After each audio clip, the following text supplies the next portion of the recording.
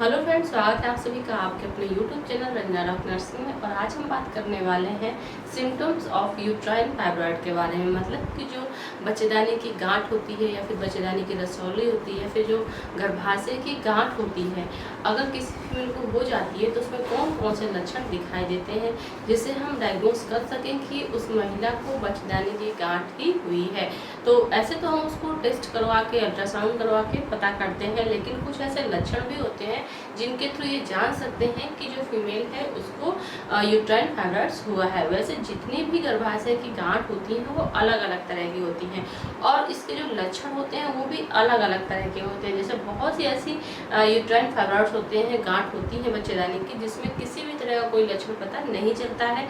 जब हम कोई क्लिनिकल टेस्ट करवाते हैं, किसी तरह की सोनोग्राफी करवाते हैं, अल्ट्रासाउंड करवाते हैं, तो उस दौरान पता चलता है कि फीमेल की बच्चेदानी में गांठ है।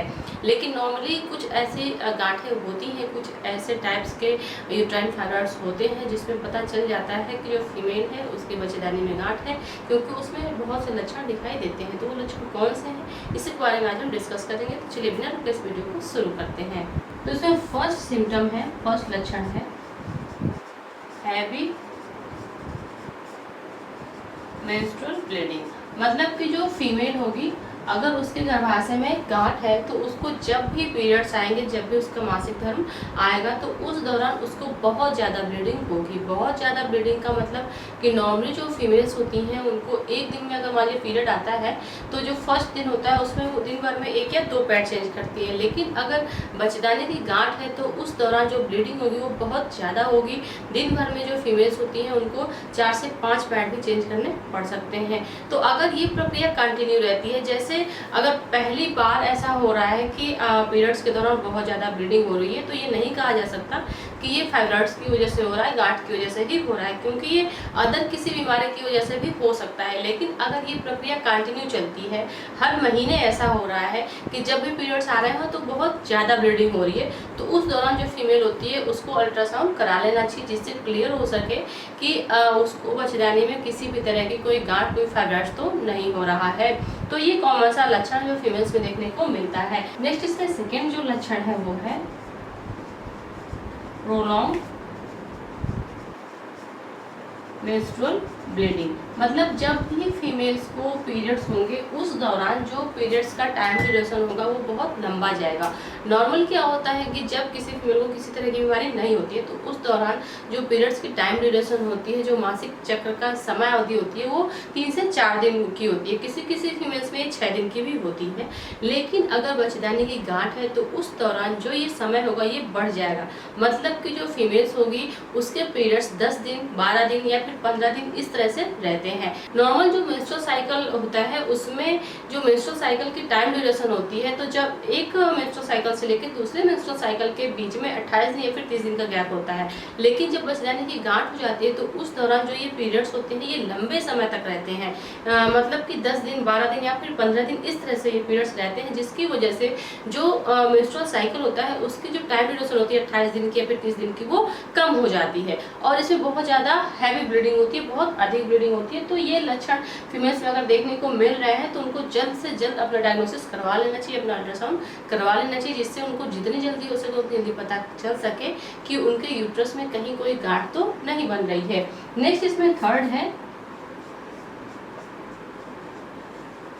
Irregular uterine bleeding. मतलब कि जो फीमेल्स होगी उसको इरेगुलर मतलब अनियमित, मतलब कि जैसे नॉर्मल सा होता है कि एक सही समय पे फीमेल्स को पीरियड्स होता है 28 दिन पे या फिर 30 दिन पे या फिर किसी किसी फीमेल को 25 दिन पे, इस तरह से उसको एक फिक्स टाइम पे पीरियड्स आते हैं। लेकिन जब बच्चेदानी की गांठ हो जाती है तो उस दौरान ये जो पीरियड्स होते हैं ये कभी भी आ जाते हैं। जैसे अगर मान लीजिए उसको पीरियड्स आए, पीरियड्स के बाद जैसे ही 10 दिन बीतेगा फिर उसको पीरियड्स जैसा आ जाएगा, उसको ब्लीडिंग होगी, यूट्राइन ब्लीडिंग होगी। या फिर जैसे मान लीजिए जैसे ही फिर 1 हफ्ते बीतते हैं फिर उसको स्पॉटिंग होने लगेगी, जैसे ही 10 दिन बीतते हैं फिर उसको स्पॉटिंग होने लगेगी। लगेगी। तो मतलब कि जो उसका मेंस्ट्रुअल साइकिल है 28 दिन का जो मासिक चक्र का टाइम ड्यूरेशन होता है, उसके बीच में उसको 1 से 2 बार 3 बार ब्लीडिंग हो सकती है। तो इसी को हम बोलते हैं इरेगुलर यूट्राइन ब्लीडिंग। तो अगर ऐसे लक्षण फीमेल्स में दिखते हैं तो हम कह सकते हैं कि मे बी उसको बच्चेदानी की गांठ हो सकती है। जो ये इरेगुलर यूट्राइन ब्लीडिंग होती है, ये बहुत से रोगों का लक्षण है। ये जरूरी नहीं है कि अगर बच्चेदानी में गांठ है तभी होता है, लेकिन अगर किसी भी फीमेल्स को ऐसी किसी भी तरह के लक्षण दिखते हैं तो उसको जल्द से जल्द अपनी जांच करवा लेनी चाहिए, जिससे जो भी उसको प्रॉब्लम्स है उसका जल्दी से जल्दी डायग्नोसिस करके उसका ट्रीटमेंट किया जा सके। नेक्स्ट इसमें फोर्थ लक्षण है डिस्मेनोरिया। डिस्मेनोरिया का मतलब होता है कि जब भी फीमेल्स को पीरियड्स आएंगे उस दौरान उसको बहुत ज़्यादा दर्द होगा। ऐसे तो ये नॉर्मल भी होता है, बहुत से फीमेल्स में देखा गया है कि उनको पीरियड्स के समय दर्द होते हैं। लेकिन अगर मान लीजिए कि कोई फीमेल है, उसको पहले जो पीरियड्स होते थे उसमें किसी भी तरह का कोई दर्द नहीं होता था, सभी चीज़ें उसमें सामान्य थी, लेकिन अब उसको दर्द होता है। जब भी उसको पीरियड्स आते हैं दर्द होता है, बहुत अधिक ब्लीडिंग होती है, या फिर बीच में उसको गैप करके बहुत जल्दी जल्दी उसको ब्लीडिंग होने लगती है। एक चक्र से दूसरे जो मासिक चक्र है उसके बीच में उसको 2 से 3 बार ब्लीडिंग हो जा रही है, या फिर जो पीरियड्स है वो लंबे समय तक रह रहे हैं, ऐसे लक्षण दिख रहे हैं, तो फिर उस फीमेल्स में भी जो यूट्रस है उसमें गांठ हो सकती है। उसको जल्दी से अपना डायग्नोस करवा लेना चाहिए, उसको ट्रीटमेंट ले लेना चाहिए। नेक्स्ट इसमें फिफ्थ सिम्टम है डिस्पैरायूनिया। मतलब कि जो फीमेल्स होती हैं, खास करके हम उन महिलाओं को रखेंगे जो मैरिड होती हैं। अनमैरिड जो भी गर्ल्स हैं उनको हम इसमें नहीं रखेंगे, क्योंकि जो डिस्पैरायूनिया है इसका मतलब होता है कि जब मेल और फीमेल के बीच फिजिकल रिलेशन होता है तो उस दौरान अगर फीमेल्स को दर्द होते हैं तो उसको मेडिकल टर्मिनोलॉजी में डिस्पैरायूनिया कहते हैं। तो ये इसके बहुत सारे कारण हो सकते हैं, बहुत वजह से ऐसा फीमेल्स को होता है कि जब भी वो फिजिकल रिलेशन बनाती है तो उसको दर्द होते हैं। ऐसा ये जरूरी नहीं है कि जब यूट्राइन फाइब्रॉइड्स हो तभी उसको इस तरह की समस्या हो। लेकिन अगर कोई फीमेल है, उसको पहले ऐसी कोई दिक्कत नहीं थी, लेकिन अब अचानक उसको ये दिक्कत हो रही है कि वो जब भी फिजिकल रिलेशन बना रही है उस दौरान उसको दर्द हो रहा है, तो ये एक लक्षण हो सकता है कि उसकी बच्चेदानी में गांठ बन रही है। तो अगर ऐसी कोई समस्या फीमेल्स को होती है, ऐसा कोई लक्षण दिखता है, तो उसको तुरंत अपनी जांच करवा लेनी चाहिए, जिससे समय रहते उसका पता लगाया जा सके। नेक्स्ट इसमें 6 पॉइंट है प्रेशर इन पेल्विक एरिया। अब जो पेल्विक एरिया होगा वहाँ पे फीमेल को प्रेशर जैसा भी फील होता है। अगर गांठ स्टार्टिंग में क्या होता है कि जो गांठ होती है वो बहुत छोटी होती है, और छोटी होने की वजह से उसमें ये लक्षण दिखाई नहीं देता है। जो प्रेशर महसूस होना चाहिए फीमेल को पेल्विक एरिया में वो महसूस नहीं होता है, क्योंकि बहुत छोटी होती है। तो उस दौरान ये सभी लक्षण दिखते हैं, हैवी मेंस्ट्रुअल ब्लीडिंग वाले, प्रोलॉन्ग मेंस्ट्रुअल ब्लीडिंग हो गया, इरेगुलर यूट्राइन ब्लीडिंग हो गया, डिस्मेनोरिया हो गया, फिर पैरायूनिया हो गया, ऐसे लक्षण दिखते हैं। लेकिन जब वही गांठ धीरे धीरे बड़ी होने लगती है तब फीमेल्स को ऐसा महसूस होता है कि जो उसका पेल्विक वाला एरिया है वहाँ पे एक प्रेशर, एक दबाव जैसा उसको लगता है, उसको महसूस होता है। तो ये भी एक लक्षण हो सकता है कि जो फीमेल है उसके गर्भाशय में गांठ बन रही है और वो गांठ धीरे धीरे बढ़ रही है, जिसकी वजह से उसको पेल्विक पे प्रेशर महसूस होता है। नेक्स्ट इसमें 7th पॉइंट है पॉलीयूरिया। मतलब कि जो फीमेल होगी उसको बार बार पेशाब लगेगी, बार बार वो टॉयलेट के लिए जाएगी। ऐसा इसलिए होता है कि अगर जो फाइब्रॉइड्स है, जो बच्चेदानी की गांठ है, यूट्रस की गांठ है, अगर वो आगे की तरफ है, क्योंकि जैसे अगर हम देखें कि अगर ये यूट्रस है, अगर ये यूट्रस का स्ट्रक्चर है तो इसके एंटीरियर साइड जो है वो ब्लैडर होता है और पोस्टीरियर साइड क्या होता है, रेक्टम होता है। तो ये जो ब्लैडर वाला एरिया है, अगर मान लीजिए जो गांठ है वो एंटीरियर साइड हो रही है, आगे की तरफ है यूट्रस में, तो इस गांठ की जैसे जैसे साइज बढ़ेगी वैसे वैसे इसका जो प्रेशर होगा वो ब्लैडर पे पड़ेगा, और ब्लैडर पे प्रेशर पड़ने की वजह से जो फीमेल होगी उसको बार बार यूरिन फ्रिक्वेंसी होगी, बार बार वो टॉयलेट के लिए जाएगी।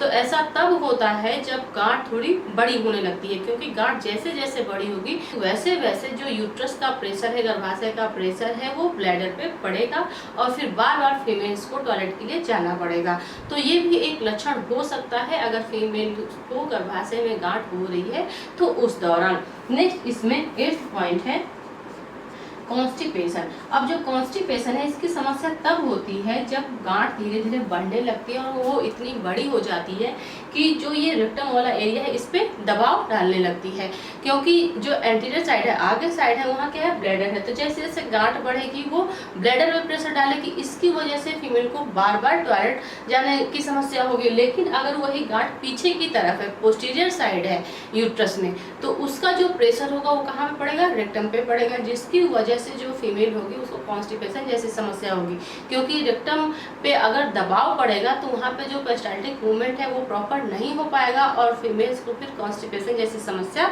होने लगेगी। तो अगर गर्भाशय की गांठ है तो उसमें ये भी लक्षण देखने को मिलते हैं कि जो फीमेल है उसको कॉन्स्टिपेशन जैसी समस्या भी होती है। नेक्स्ट इसमें 9th पॉइंट है डिफिकल्टी इन वाइडिंग, मतलब कि जो फीमेल होगी उसको टॉयलेट करने में बहुत ज़्यादा समस्या होगी, बहुत ज़्यादा दिक्कत होगी, उसको दर्द भी हो सकते हैं, जो उसके टॉयलेट है वो बहुत टाइट हो सकता है। तो ऐसे उसको लक्षण दिखाई देंगे अगर उसको बचदानी में गांठ है तो, क्योंकि जब भी वो यूरिन के लिए जाएगी तो उस दौरान जो गर्भाशय की गांठ है उसका प्रेशर पड़ेगा ब्लैडर पे और इस वजह से जब भी वो यूरिन पास करेगी तो उसको बहुत दर्द जैसा महसूस होगा। नेक्स्ट इसमें 10th पॉइंट है एनीमिया। जो फीमेल है उसको एनीमिया भी हो सकता है। अब एनीमिया किस तरह होगा, जब उसको गर्भाशय की गांठ हो रही है तो उस दौरान उसको बहुत ज़्यादा ब्लीडिंग हो रही है, प्रोलॉन्ग ब्लीडिंग हो रही है और उसको फिर इरेगुलर ब्लीडिंग हो रही है, इसके साथ ही उसको कॉन्स्टिपेशन हो रहा है। तो इन सब में उसके शरीर से किसी न किसी तरह से ब्लड लॉस हो रहा है। तो इस वजह से जो फीमेल होगी वो एनीमिक हो सकती है, क्योंकि आवश्यकता से अधिक उसके शरीर से ब्लड लॉस हो रहा है, खून की कमी हो जाएगी, उसको ऐसे लक्षण भी दिखाई देंगे। तो यूट्राइन फाइब्रॉइड्स के जो बचदानी की गांठ होती है उसके ये कुछ लक्षण होते हैं जो हमको फीमेल्स में देखने को मिलते हैं। अगर किसी भी महिला को बचदानी की गांठ हो जाती है तो उस दौरान ये लक्षण देखने को मिलते हैं। वैसे तो और भी बहुत से लक्षण है, जैसे जो फीमेल होगी उसको बहुत थकावट जैसी महसूस होगी, उसको वीकनेस फील होगी, उसका पेट जो है वो हमेशा फूला फूला उसको महसूस होगा, इसके साथ उसको कमर दर्द की समस्या होगी, उसको भूख नहीं लगेगी, हमेशा वो इरिटेटिंग रहेगी। तो ऐसे बहुत से लक्षण हैं जो उसको दिखाई देते हैं, लेकिन हम उस लक्षण के आधार पर ये नहीं कह सकते कि फीमेल को गर्भाशय की गांठ ही हुई है। लेकिन ये जो लक्षण है इनके आधार पे में भी हम कह सकते हैं कि जो फीमेल है उसको बचदानी की गांठ हो सकती है। लेकिन इसके लिए बिना अल्ट्रासाउंड के, बिना किसी भी तरह के क्लिनिकल टेस्ट के हम ये नहीं कह सकते कि फीमेल्स को बचदानी की गांठ हुई है, उसके लिए टेस्ट करवाना जरूरी है। फ्रेंड्स, आई होप कि आज की वीडियो से तो आपको इतना समझ में आ ही गया होगा कि अगर किसी भी फीमेल्स में ऐसे लक्षण दिख रहे हैं तो हमको समय रहते उसकी जाँच करवा लेनी चाहिए, जिसकी वजह से डायग्नोस किया जा सके कि फीमेल्स में किस तरह की बीमारी डेवलप हो रही है। तो मिलते हैं अगली वीडियो में, तब तक के लिए थैंक यू सो मच।